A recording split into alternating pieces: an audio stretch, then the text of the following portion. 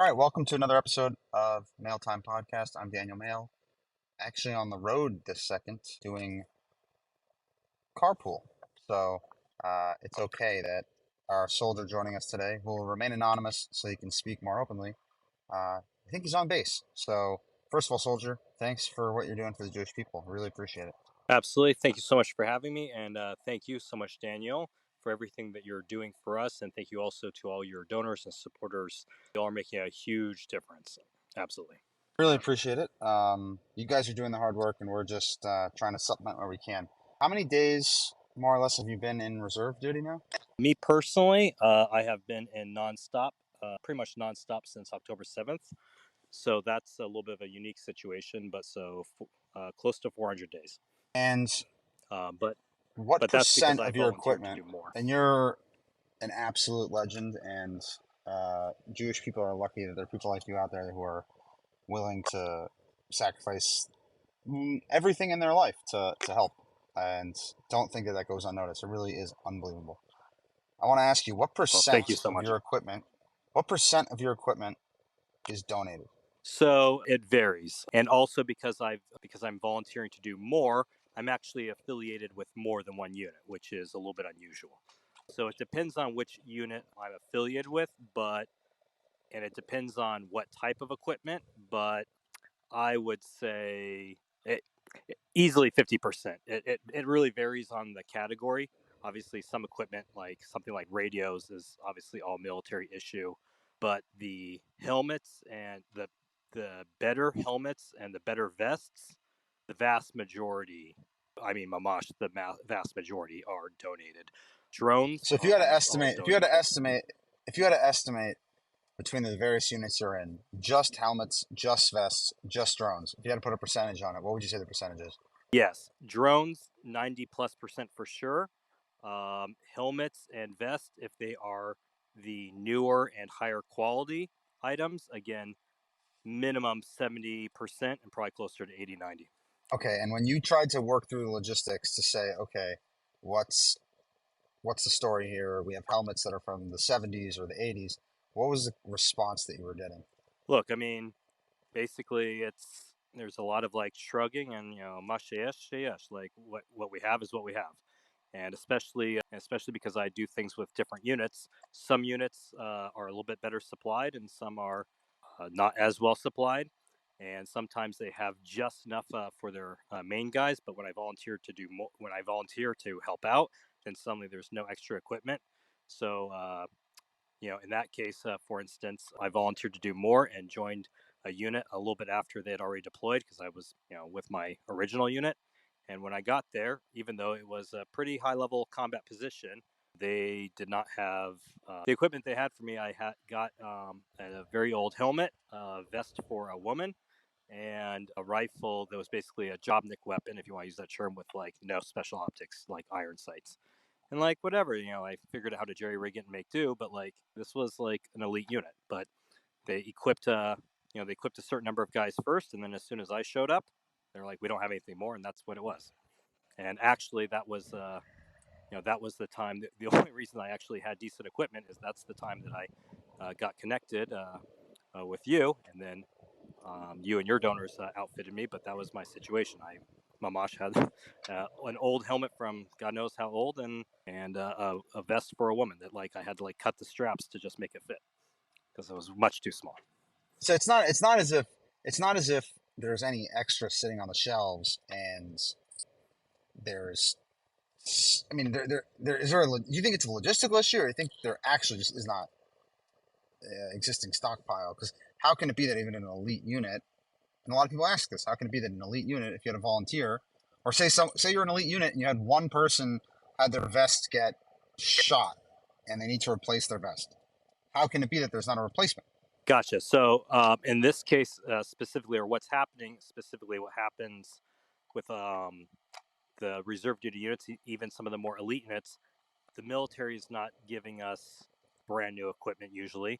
We're getting it from donors. But so then when we get equipment from donors, which is hugely generous, if there's, say, 25 guys in a machlaka or platoon, then that means we get usually 25 sets of, then we'll get like 25 helmets or whatever. But so that means that if any of that equipment gets damaged, or if someone new comes in, then there's nothing extra, or there's very little to nothing extra. So that's so even units that have been outfitted, they've only been outfitted with barely enough to get by. And the moment you have any kind of damage or new personnel or anything like that, then you just don't have enough. And that's what happened in that situation. And what do you I showed up. what did you make of General Tamir? What did you make of General Tamiria Dai's comment when he said that people will be prosecuted for accepting donations and everything has to go through essentially his office and there's no need for any help from anyone?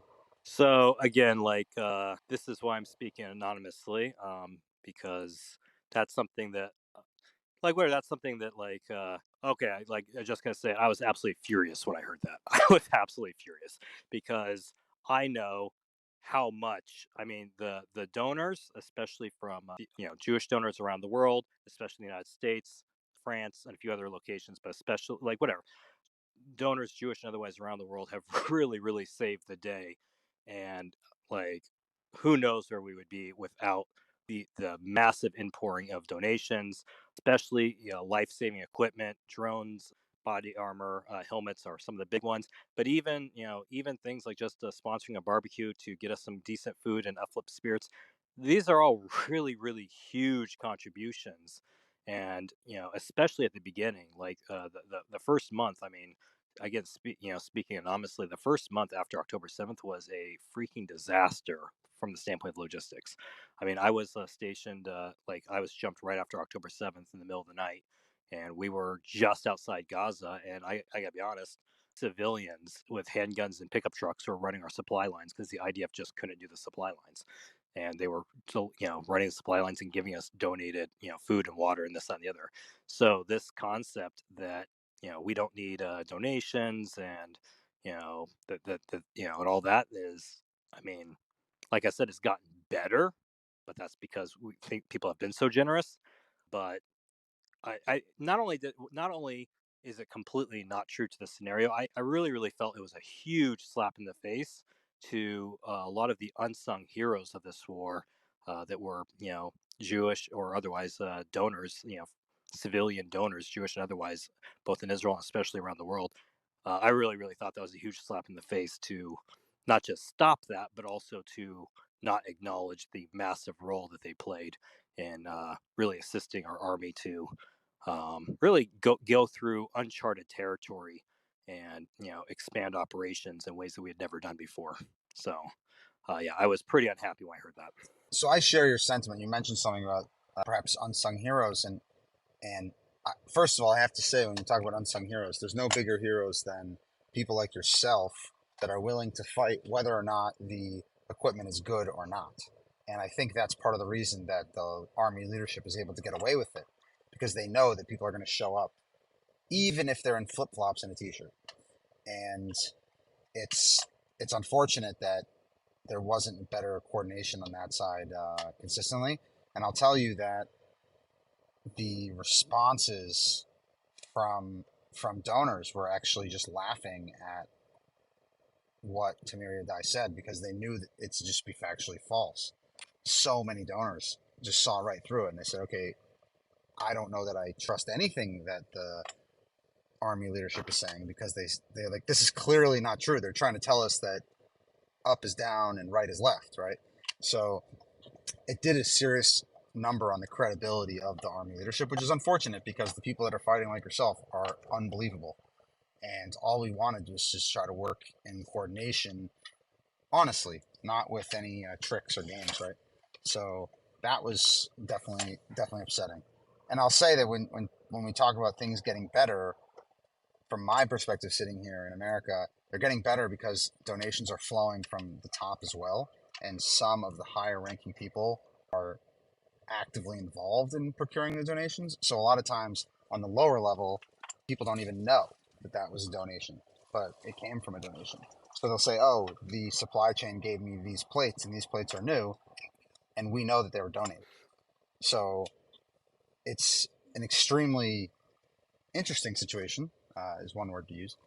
And the donations, fortunately or unfortunately, need to continue to come because as you have multi-front war, the needs don't end. Yeah. Yes. Absolutely. And What would you say are the biggest? What would you say are the biggest outstanding things that you're seeing in the field now, from your perspective, as in the biggest outstanding needs. Yeah. equipment Okay. wise? Yeah. So basically, I would say helmets and body armor are still in high demand. Like I said, largely through efforts of yourselves and others. There was a huge, like shocking need at the beginning, and that has been partly mitigated, largely through your efforts. But there's still a big need for that. But again, like straight up, I'll tell you honestly, when I was called up, like in the middle of the night, right after 7th of October, and they were jumping us to be like right outside of Gaza because there's still like terrorists inside of our inside of Israel, which was like absolutely crazy. But so they like sent us to like search and destroy and like push back Hamas terrorists that were still inside of Israel, and we didn't have body armor like at all, no plates. They gave us flak jackets, and we basically said to the Magad, like the battalion commanding officer, we said to him, "What the hell is this?" And he basically said, "We don't have. That's it." And so, like, fortunately, Ain yeah, Brira, which is exactly. yeah. Fortunately, like I said, Well, when we talk about the miracles of October 7th and the days after, the fact that there weren't more soldiers injured with that equipment is one of the biggest miracles we've seen in this first entire of war. all, I agree, and not to digress from your original question, but I'm a Torah observant Jewish person, and I believe in Hakadosh Baruch Hu. I believe in the Almighty and Hashkaka Prati, or divine providence, and I absolutely like. I don't want to get into it too much, but the Almighty really did a lot for us, and really did us a lot of solids on this one. Helping us in this war. And yeah, a lot of Hashkaka Prati and all that, especially at the beginning. But back to your original question. So, helmets and body armor are still definitely in demand. I would say drones are also in high demand, and 90+%, maybe even 100%, or nearly 100% of all drones are from donors only, and that's something that is also hugely life saving. But those are the three things.